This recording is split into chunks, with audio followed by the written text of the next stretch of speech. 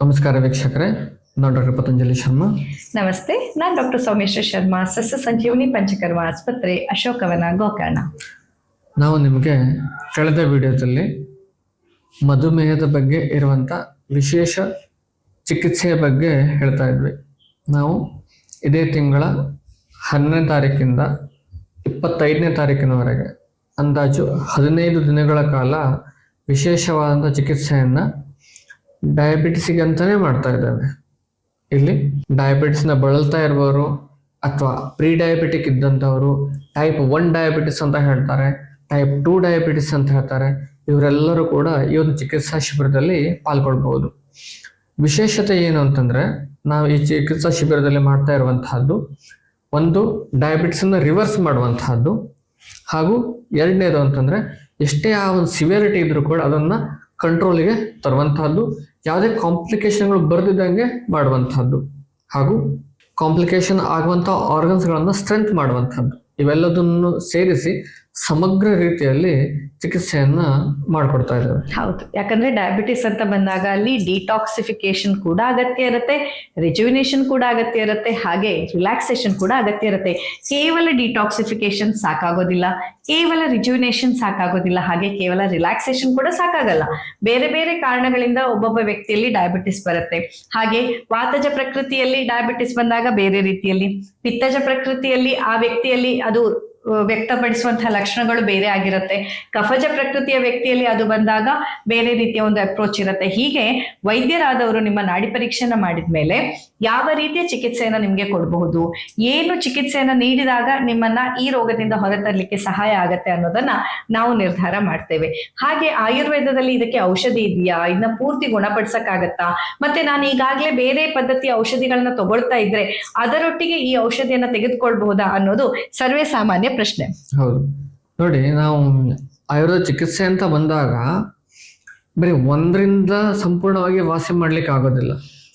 ಆಹಾರ, ವಿಹಾರ, ಔಷಧಿ, ಒಳ್ಳೆ ರೀತಿಯ ಆಹಾರವನ್ನು ತಗೊಳ್ಬೇಕು.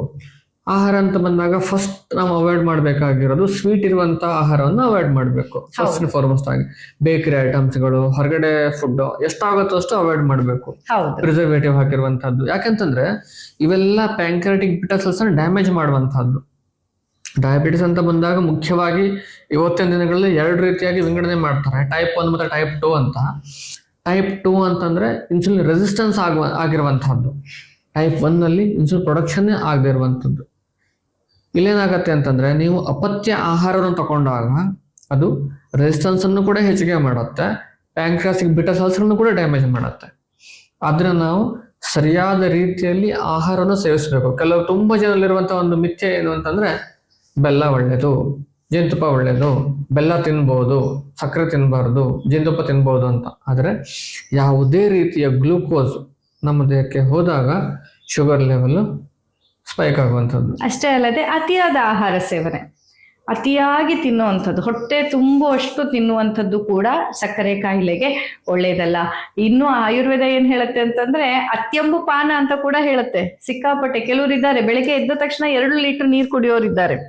ಈ ಒಂದು ಪದ್ಧತಿಯಿಂದಲೇ ನಿಮ್ಗೆ ಡಯಾಬಿಟಿಸ್ ಬಂದಿರ್ಬೋದು. ನೀವು ಒಮ್ಮೊಮ್ಮೆ ಕೇಳ್ತೀರಾ, ನಾನು ಎಷ್ಟು ಹೆಲ್ದಿ ಲೈಫ್ ಸ್ಟೈಲ್ ಫಾಲೋ ಮಾಡ್ತೀನಿ, ಎದ್ದ ತಕ್ಷಣ ತಾಮ್ರದ ಪಾತ್ರೆಯಲ್ಲಿ ಇಟ್ಟದ್ದು 2 ಲೀಟರ್ ನೀರು ಕುಡಿತೀನಿ, ಆಮೇಲೆ ಲಿಂಬು ನೀರು ಕುಡಿತೀನಿ, ಆಮೇಲೆ ರಾಗಿ ಮಾಡ್ತೀನಿ. ಬೌದ್ಧ ವಿಶ್ಲೇಷಣೆ ದೋಷ ವಿಶೇಷ ಅಂತ ಹೇಳ್ತಾರೆ. ಕರೆಕ್ಟ್, ಅಬದ್ಧ ಮೇಧಸ್ಸು ಎರಡು ಕೂಡ ಆಗುವಂತದ್ದು. ಇದೆಲ್ಲ ತುಂಬಾ ಇಂಟ್ರೆಸ್ಟಿಂಗ್ ಟಾಪಿಕ್ ಅನ್ನ ನೋಡಿ ನಾವ್ ಅನ್ಕೋತೀವಿ ಇದೆಲ್ಲ ತಪ್ಪನ್ನ ನಾವ್ ಇತ್ತೀಚೆಗೆ ಮಾಡ್ತಾ ಇರೋದು ಅಂತ. ಆದ್ರೆ ಆಚಾರ್ಯರು ಇದನ್ನ ಸಾವಿರಾರು ವರ್ಷಗಳ ಹಿಂದೆ ಈ ಎಲ್ಲಾ ಟರ್ಮ್ಸ್ ಗಳನ್ನ ಬರ್ದಿಟ್ಟಿದ್ದಾರೆ. ಇದೆಲ್ಲ ಈ ನಾವು ಮಾಡೋ ತಪ್ಪುಗಳಿಂದ ಬರುವಂತಹ ಒಂದು ರೋಗಗಳ ಬಗ್ಗೆ ಬರ್ದಿಟ್ಟಿದ್ದಾರೆ ಅಂತಂದ್ರೆ ಹೇಗೆ ಇದೊಂಥರ ಚಕ್ರವ್ಯೂಹ ಅನ್ನುವಂಥದ್ದು ಇಲ್ಲಿ ಗೊತ್ತಾಗ್ತಾ ಇರತ್ತೆ. ಮತ್ತೆ ಹಳೇದೇ ರಿಪೀಟ್ ಆಗ್ತಾ ಇರತ್ತೆ, ಮತ್ತೆ ಅದೇ ತಪ್ಪುಗಳನ್ನ ಮಾಡ್ತೀವಿ, ಮತ್ತೆ ತಿದ್ಕೊಂಡು ಬದಲಾಗ್ತೀವಿ, ಮತ್ತದೇ ತಪ್ಪಲ್ಲಿ ನಾವು ಬೀಳ್ತೇವೆ ಅನ್ನೋದನ್ನ ಇಲ್ಲಿ ನಾವು ನೋಡ್ಬೋದು. ಆಹಾರದ ಬಗ್ಗೆ ನಾನು ನಿಮ್ಗೆ ಒಂದು ವಿಶೇಷವಾದ ಒಂದು ಉದಾಹರಣೆಯನ್ನು ಕೊಡ್ತೇನೆ. ಲಾಸ್ಟ್ ಟೈಮ್ ಒಂದು ಪೇಷಂಟ್ ಬಂದಿದ್ರು, ಚಿಕ್ಕ ಹುಡುಗ, ಒಂದು 16-17 ವರ್ಷದ ಹುಡುಗ. ಡಯಾಬಿಟಿಸ್ ಸ್ಟಾರ್ಟ್ ಆಯ್ತು. ಅವನಿಗೆ ಹೈಯರ್ ಸೆಂಟರ್ಗೆ ತೋರಿಸಿದ್ರು, ಹೊರಗಡೆಗೆ ಇನ್ಸುಲಿನ್ ಅನ್ನು ಸ್ಟಾರ್ಟ್ ಮಾಡಿದ್ರು. ನಂತರ ನನ್ನ ಹತ್ರ ಕರ್ಕೊಬಂದ್ರು, ಸರ್ ಈಗ ಅವನಿಗೆ ಇನ್ಸುಲಿನ್ ಸ್ಟಾರ್ಟ್ ಮಾಡಿದ್ದೀವಿ, ಹೊರಗಡೆ ಟ್ರೀಟ್ಮೆಂಟ್ ನಡೀತಾ ಇದೆ, ಆದರೆ ಆಯುರ್ವೇದ ಮಾಡ್ಬೋದೇನೋ ಅಂದ್ಕೊಂಡು ನಿಮ್ಮ ಹತ್ರ ಕರ್ಕೊಂಡು ಬಂದೆ ಅಂತ ಅಂದ್ರು. ಡಿಟೇಲ್ ಆಗಿ ಹಿಸ್ಟ್ರಿ ತಗೊಂಡೆ ಅವನ್ನ. ಒಂದು ಫುಡ್ ಏನತ್ತಪ್ಪ ಅಂತಂದರೆ ಬೆಳಗ್ಗೆ ಸಾಫ್ಟ್ ಡ್ರಿಂಕ್ಸು, ಮಧ್ಯಾಹ್ನನೂ ಸಾಫ್ಟ್ ಡ್ರಿಂಕ್ಸು, ಸಂಜೆನೂ ಸಾಫ್ಟ್ ಡ್ರಿಂಕ್ಸ್, ಜೊತೆಗೆ ಕಂಪ್ಲೀಟಾಗಿ ಚೈನೀಸ್ ಫುಡ್ ಟೈಪಿನೆಲ್ಲ ಆಹಾರಗಳು ಈಗಿರುವಂತಹ ಬರ್ಗರ್, ಪಿಜ್ಜಾನು, ನೂಡಲ್ಸ್ ಇಂಥದ್ದೇ. ಏನೋ ಒಂದು ತಿಂಗಳಿಗೆ ಒಂದ್ಸರಿನೋ ವಾರಕ್ಕೆ ಒಂದ್ಸಲಿನೋ ಓಕೆ, ಆದರೆ ಬೆಳಗ್ಗೆ ಬ್ರೇಕ್ಫಾಸ್ಟು, ಲಂಚು, ಡಿನ್ನರ್ ಅಷ್ಟು ಇದೆ. ಆದರೆ ಏನಾಗತ್ತೆ, ಅವನಿಗೆ ಅರ್ಲಿ ಸ್ಟೇಜಲ್ಲಿ ಡಯಾಬಿಟಿಸ್ ಸ್ಟಾರ್ಟ್ ಆಯಿತು. ನಾನು ಅವನಿಗೆ ಒಂದೇ ವಿಷಯವನ್ನು ಹೇಳಿದೆ, ನೋಡಪ್ಪ ಈಗ ಬಂದುಬಿಟ್ಟಿದೆ, ಇನ್ನು ಮುಂದೆ ನೀನು ಅದನ್ನು ಅವಾಯ್ಡ್ ಮಾಡಬೇಕು. ಅವಾಯ್ಡ್ ಮಾಡಿ ಹೆಲ್ತ್ ಲೆಸ್ಲಿ ಮಾಡಿಕೊಂಡ್ರೆ ನಿನ್ನ ರಿವರ್ಸ್ ಮಾಡಿಕೊಡ್ತೀನಿ ಅಂತ ಹೇಳಿದೆ. ಆಯ್ತು ಅಂತ ರೆಡಿ ಆದ, ಇವತ್ತು ರಿವರ್ಸ್ ಮಾಡಿಕೊಂಡ. ಇದು ಆಹಾರದ ವಿಶೇಷತೆ. ಆಹಾರ ಸರಿಯಾಗಿ ಪಾಲಿಸಿದ್ದೆ ಹೋದಾದರೆ ನಾವು ಖಂಡಿತವಾಗ್ಲೂ ಕೂಡ ಆ ಡಯಾಬಿಟಿಸನ್ನು ಅರ್ಲಿ ಸ್ಟೇಜಲ್ಲಿ ರಿವರ್ಸ್ ಮಾಡಿ ಕೊಡ್ಬೋದು. ಹಾಗೆ ವಿಹಾರ ನೆಕ್ಸ್ಟ್, ಖಂಡಿತ ಜೀವನ ಶೈಲಿ. ವಿಹಾರದಲ್ಲಿ ಏನು, ನಮ್ಮ ಆಕ್ಟಿವಿಟೀಸು, ದಿವಸ ಸ್ವಲ್ಪ ಎಕ್ಸಸೈಸ್ ಮಾಡಬೇಕು, ಯೋಗ ಮಾಡಬೇಕು, ಪ್ರಾಣಾಯಾಮ ಮಾಡಬೇಕು, ಜಾಗ್ ಮಾಡಬೇಕು, ರನ್ ಮಾಡಬೇಕು, ಓಡಾಡಬೇಕು. ಇಡೀ ನಮ್ಮ ಹೊಟ್ಟೆಯ ಆರ್ಗನ್ಗಳು ಅಲುಗಾಡಬೇಕು. ಆವಾಗಷ್ಟೇ ಸಕ್ರೇಷನ್ ಆಗುವಂಥದ್ದು ಇನ್ಸುಲಿನ್.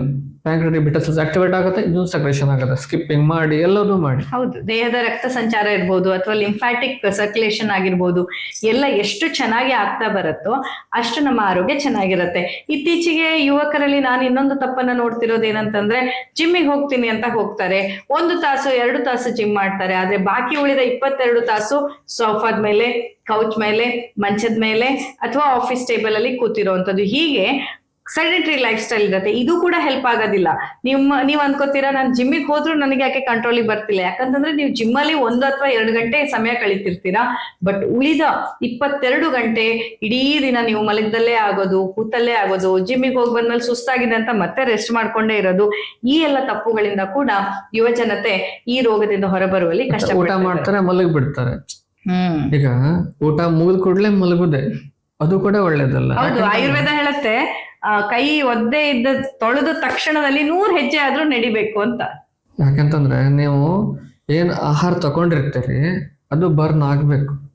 ಹಾಗೆ ಮಲಗಿದ್ರೆ ನಮ್ಗದು ಹೆವಿ ಆಗುವಂಥದ್ದು, ಬೊಜ್ಜು ಬರುವಂತಹದ್ದು, ಇವನ್ನೆಲ್ಲ ನಾವು ಆದಷ್ಟು ಅವಾಯ್ಡ್ ಮಾಡ್ತಾ ಬರಬೇಕು.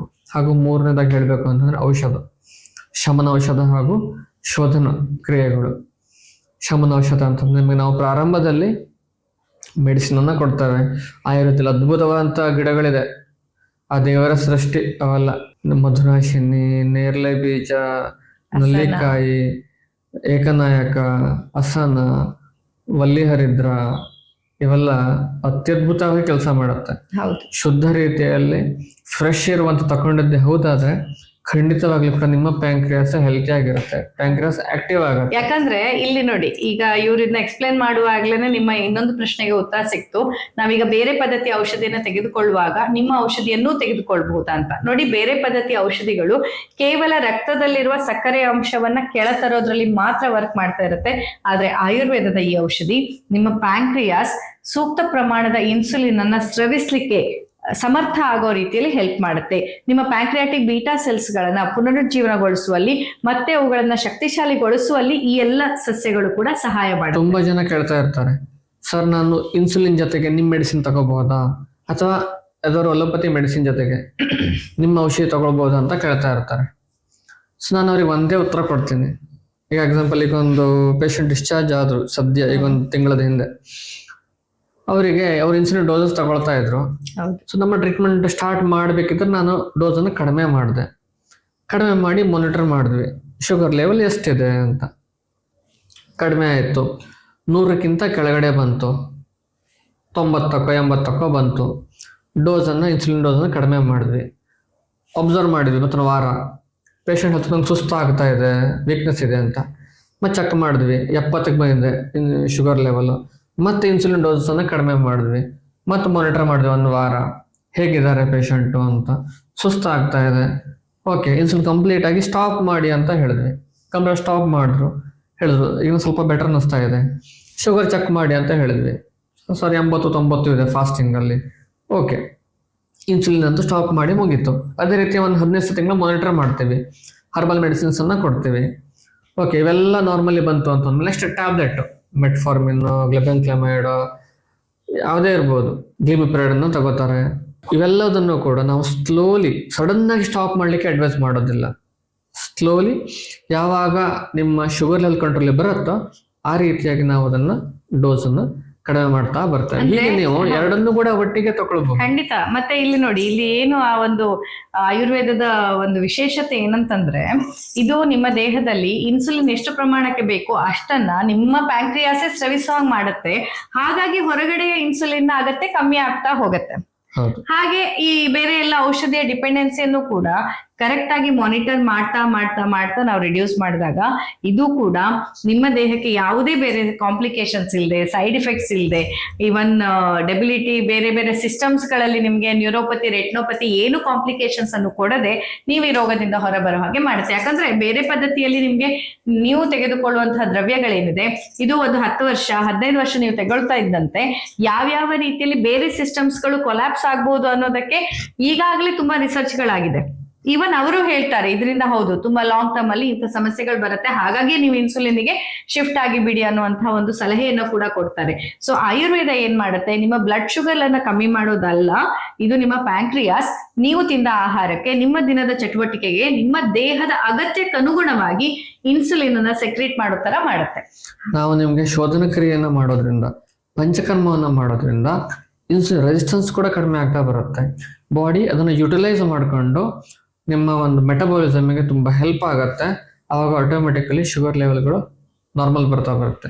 ಜೊತೆಗೆ ನಾವು ಕಾಂಪ್ಲಿಕೇಶನ್ಗಳು ಆಗ್ತಾ ಇರುವಂತ ನ್ಯೂರೋಪತಿ, ನೆಫ್ರೋಪತಿ, ರೆಟಿನೋಪತಿ, ಕಾರ್ಡಿಯೋವಾಸ್ಕ್ಯುಲರ್ ಪ್ರಾಬ್ಲಮ್ಗಳು, ಕಿಡ್ನಿ ಸಮಸ್ಯೆ, ಕಣ್ಣಿನ ಸಮಸ್ಯೆ, ನರಗಳ ಸಮಸ್ಯೆ ಹಾಗೂ ಹಾರ್ಟಿಗೆ ಸಂಬಂಧಪಟ್ಟ ಸಮಸ್ಯೆಗಳು, ಇವೆಲ್ಲದನ್ನು ಕೂಡ ನಾವು ಚಿಕಿತ್ಸೆಯನ್ನ ಮಾಡಿ ಅದನ್ನ ಆಕ್ಟಿವೇಟ್ ಮಾಡಿ ಕೊಡ್ತೇವೆ. ಸಮಸ್ಯೆಗಳು ಬರ್ದಿದ್ದಂಗೆ, ಕಾಂಪ್ಲಿಕೇಶನ್ ಆಗಿದ್ದಂಗೆ ನಾವು ಪಂಚಕರ್ಮ ಮೂಲಕ ಮಾಡಿಕೊಡ್ತೇವೆ. ಈ ಒಂದು ವಿಶೇಷ ಚಿಕಿತ್ಸಾ ಕಾರ್ಯಕ್ರಮದಲ್ಲಿ ನೀವು ಪಾಲ್ಗೊಂಡಿದ್ದೆ ಹೋದಾದ್ರೆ ಇವೆಲ್ಲದೂ ಕೂಡ ರೆಜ್ಯೂನೇಟ್ ಆಗುತ್ತೆ, ಸ್ಟ್ರೆಂತ್ ಆಗುತ್ತೆ, ಆಕ್ಟಿವೇಟ್ ಆಗುತ್ತೆ. ಮುಂಬರುವ ಅನಾಹುತವನ್ನು ನಾವು ಇವತ್ತೇ ತಡೆಯಬಹುದು. ಹೌದು, ನಮ್ಮಲ್ಲಿ ಈಗಷ್ಟೇ ನಾವು ನೋಡ್ತಾ ಇರುವಂತಹ ಇನ್ನೊಂದು ಇಂಟ್ರೆಸ್ಟಿಂಗ್ ಕೇಸಲ್ಲಿ ಆ 2ನೇ ತರಗತಿಯ ಒಂದು ಬಾಲಕಿ ಟೈಪ್ 1 ಡಯಾಬಿಟಿಕ್ ಅಂತ ಡಯಾಗ್ನೋಸ್ ಆಗಿದ್ದವಳು, ತೂಕವೇ ಗೇನ್ ಆಗ್ತಾ ಇರ್ಲಿಲ್ಲ.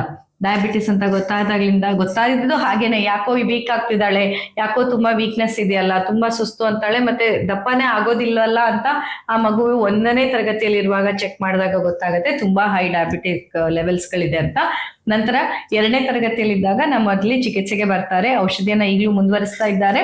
ಈಗ 2 ಮುಗಿದು 3 ಆಗುವಷ್ಟರಲ್ಲಿ ಅವರೇ ಹೇಳ್ತಾರೆ, ಮಗಳ ಆಕ್ಟಿವಿಟಿ ಲೆವೆಲ್ಸ್ ಎಷ್ಟು ಚೆನ್ನಾಗಿದೆ, ಚೆನ್ನಾಗಿ ಅವಳ ಎನರ್ಜಿ, ಅವಳು ಬೆಳಗಿಂದ ರಾತ್ರಿ ತನಕ ಚೆನ್ನಾಗಿ ಎನರ್ಜಿ ಇರುತ್ತೆ, ಇಲ್ಲ ದಿನಾ ರಾತ್ರಿ ಮಲಗುವಾಗ ಕಾಲ್ ಸೋತ್ ಬರುತ್ತೆ, ಕಾಲ್ ನೋವು ಒತ್ತು ಅಂತಿದ್ಲು, ಈಗ ಅದೇನ್ ಅನ್ನೋಲ್ಲ. ಅಷ್ಟೇ ಅಲ್ಲದೆ ಕಳೆದ 2ನೇ ತರಗತಿಯಿಂದ ಈಗ 3ನೇ ತರಗತಿಗೆ ಬರುವಷ್ಟರಲ್ಲಿ ಆಕೆಯ ದೇಹದ ಬೆಳವಣಿಗೆ ಮತ್ತು ಆಕೆಯ ತೂಕದಲ್ಲಿ ಹೆಚ್ಚಳವನ್ನ ಕೂಡ ಪಾಲಕರು ನೋಡ್ತಾ ಇದ್ದಾರೆ. ಹೀಗೆ ಓವರ್ ಆಲ್ ಆಗಿ ಕೇವಲ ಶುಗರ್ ಲೆವೆಲ್ ಅಂತೂ ನಾರ್ಮಲಿ ಬರ್ತಾ ಇದೆ, ಅಷ್ಟೇ ಅಲ್ಲದೆ ಈ ಎಲ್ಲ ಉಳಿದ ಬೋನಸ್ ಪಾಯಿಂಟ್ಗಳು ಕೂಡ ನಿಮ್ಗೆ ಆಯುರ್ವೇದ ಹಾಗೂ ಪಂಚಕರ್ಮ ಚಿಕಿತ್ಸೆಯಿಂದ ಲಭ್ಯವಾಗುತ್ತೆ. ನಾವೀಗ ಇತ್ತೀಚಿನ ದಿನಗಳಲ್ಲಿ ಟೈಪ್ 1 ಡಯಾಬಿಟಿಸ್ ಅನ್ನು ಕೂಡ ಸುಮಾರು ಕೇಸಸ್ಗೆ ಚಿಕಿತ್ಸೆಯನ್ನ ಮಾಡ್ತಾ ಇದ್ದೀವಿ. ವಂಡರ್ಫುಲ್ ರಿಸಲ್ಟ್ಗಳು ಕೂಡ ಬರ್ತಾ ಇದೆ. ನಾವು ಅದನ್ನ ಈಗ ಡಾಕ್ಯುಮೆಂಟ್ ಕೂಡ ಮಾಡ್ಕೊಳ್ತಾ ಇದ್ದೇವೆ. ಸಿ ಪೆಪ್ಟೈಡ್ ಲೆವೆಲ್ಗಳು ಕೂಡ ಇಂಪ್ರೂವ್ಮೆಂಟ್ ಆಗ್ತಾ ಇದೆ, HbA1c ಕಂಟ್ರೋಲ್ ಬರ್ತಾ ಇದೆ. ಪೇಷಂಟಿನ ಈಗ ಮೇಡಮ್ ಹೇಳಿದಂಗೆ ಅವರ normal growth, development, weight gain ಇವೆಲ್ಲದೂ ಕೂಡ ನಾರ್ಮಲಿ ಬರ್ತಾ ಇದೆ. ಹೀಗೆ ನಾವು ನಮ್ಮ ಸಸ್ಯ ಸಂಜೀವನಿಯಲ್ಲಿ ಟೈಪ್ 1 ಹಾಗೂ ಟೈಪ್ 2 2 ಡಯಾಬಿಟಿಸ್ ಅನ್ನ ಅತ್ಯಂತ ಸಮಗ್ರ ರೀತಿಯಲ್ಲಿ ಹಾಗೂ ಉತ್ತಮವಾದ ರೀತಿಯಲ್ಲಿ ಚಿಕಿತ್ಸೆಯನ್ನ ಮಾಡ್ತಾ ಇದ್ದೇವೆ. ಹೌದು, ನೀವು ಆಸಕ್ತರಿದ್ದಲ್ಲಿ ದಯವಿಟ್ಟು ಈ ಒಂದು ಚಿಕಿತ್ಸೆಯ ಬಗ್ಗೆ ಹೆಚ್ಚಿನ ಮಾಹಿತಿಗಾಗಿ ನಮ್ಮ ವಾಟ್ಸಪ್ ಸಂಖ್ಯೆಗೆ ಡಯಾಬಿಟಿಸ್ ಚಿಕಿತ್ಸೆ ಅಂತ ಸಂದೇಶವನ್ನ ಕಳಿಸಬಹುದು. ಇದರ ಬಗ್ಗೆ ಹೆಚ್ಚಿನ ಮಾಹಿತಿಯನ್ನ ಪಡ್ಕೊಳ್ಬಹುದು. ಅಷ್ಟೇ ಅಲ್ಲದೆ ಈ ಒಂದು ಮಾಹಿತಿ ನಿಮ್ಗೆ ಇಷ್ಟವಾದಲ್ಲಿ ದಯವಿಟ್ಟು ಲೈಕ್ ಮಾಡಿ, ಹಾಗೆ ನಿಮ್ಮೆಲ್ಲ ಸ್ನೇಹಿತರೊಂದಿಗೆ ಹಾಗೂ ನಿಮ್ಮ ಸಂಬಂಧಿಕರಲ್ಲಿ ಈ ವಿಡಿಯೋವನ್ನ ಹಂಚಿಕೊಳ್ಳಿಕ್ಕೆ ಮರಿಬೇಡಿ. ಹಾಗೆ ನೀವೇನಾದ್ರೂ ನಮ್ಮ ಚಾನೆಲ್ ನ ಮೊದಲನೇ ಬಾರಿ ನೋಡ್ತಾ ಇದ್ದೀರಾ ಅಂತಂದ್ರೆ ದಯವಿಟ್ಟು ನಮ್ಮ ಚಾನೆಲ್ ನ ಸಬ್ಸ್ಕ್ರೈಬ್ ಮಾಡ್ಕೊಳ್ಳಿ. ಪಕ್ಕದಲ್ಲಿ ಕಾಣ್ತಾ ಇರುವಂತಹ ಬೆಲ್ ಐಕಾನ್ ಪ್ರೆಸ್ ಮಾಡಿದ್ರೆ ನಾವು ಮುಂದೆ ಹಾಕುವಂತಹ ಈ ರೀತಿಯ ಮಾಹಿತಿಯ ವಿಡಿಯೋದ ನೋಟಿಫಿಕೇಶನ್ ನಿಮಗೆ ಲಭ್ಯ ಇರುತ್ತೆ. ಇನ್ನಷ್ಟು ಹೆಚ್ಚಿನ ಮಾಹಿತಿಗಾಗಿ ಮತ್ತೆ ಇನ್ನೊಂದಿಷ್ಟು ವಿಡಿಯೋದಲ್ಲಿ ನಿಮ್ಮ ಎದುರು ಬರ್ತೇವೆ. ಅಲ್ಲಿಯ ತನಕ ನಮಸ್ಕಾರ. ನಮಸ್ತೆ.